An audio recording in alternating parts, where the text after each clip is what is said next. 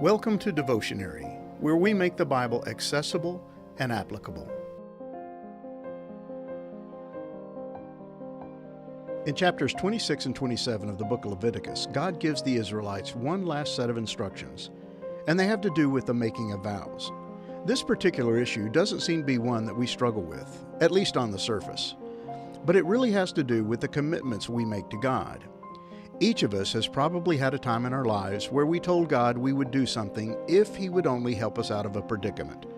It goes something like this: God, if you'll only help me out of this situation, I'll read my Bible every day for a year. When the desired rescue takes place, we're usually grateful and may even intend to keep our commitment to God. But in time, we find that our fervor fades and our determination to keep our words slowly ebbs away.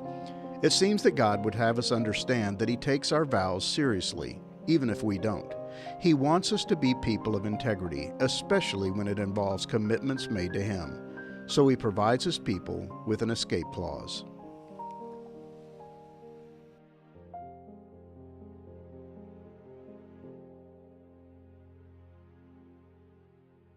Give the following instructions to the Israelites.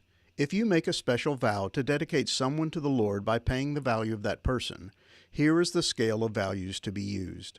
Leviticus 27 verses 2 through 3. Sometimes in our zeal for God, we can end up making vows or commitments to Him. We mean well. We're genuine in our enthusiasm, but then time passes and our zeal fades. When it does, our tendency is to forget our commitment and to move on with our lives as if nothing happened. Chapter 27 of Leviticus covers just such a circumstance.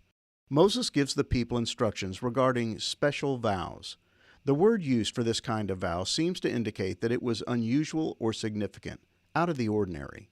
The Net Study Bible notes say, in general, the point of the expression seems to be that this sacrifice is a special gift to God that arose out of special circumstances in the life of the worshiper.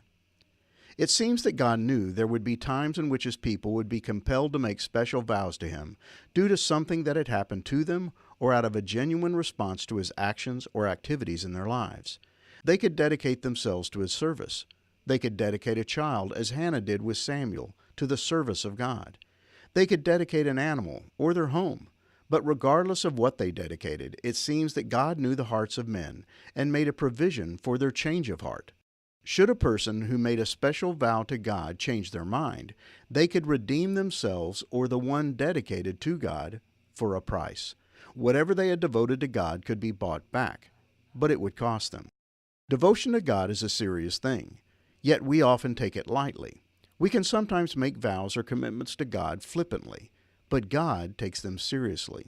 This chapter seems to be reminding the Israelites and us that God takes our vows seriously and sees devotion as valuable, so much so that He even puts a price on it. We should not make rash commitments or promises to God. It's not so much that God is going to make us pay if we do not keep them, but that our failure to live up to our commitments is a serious affront to a holy God.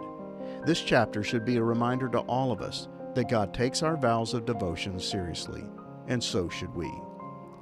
Father, there are so many times that I have rashly made vows of devotion to You. I have told You that I was going to do something for You, out of excitement or gratitude for something You had done for me. Then I have failed to follow through. I have failed to see the seriousness of how You view those kinds of commitments. Never let me take them lightly. Help me treat them as holy, just as You do. Amen.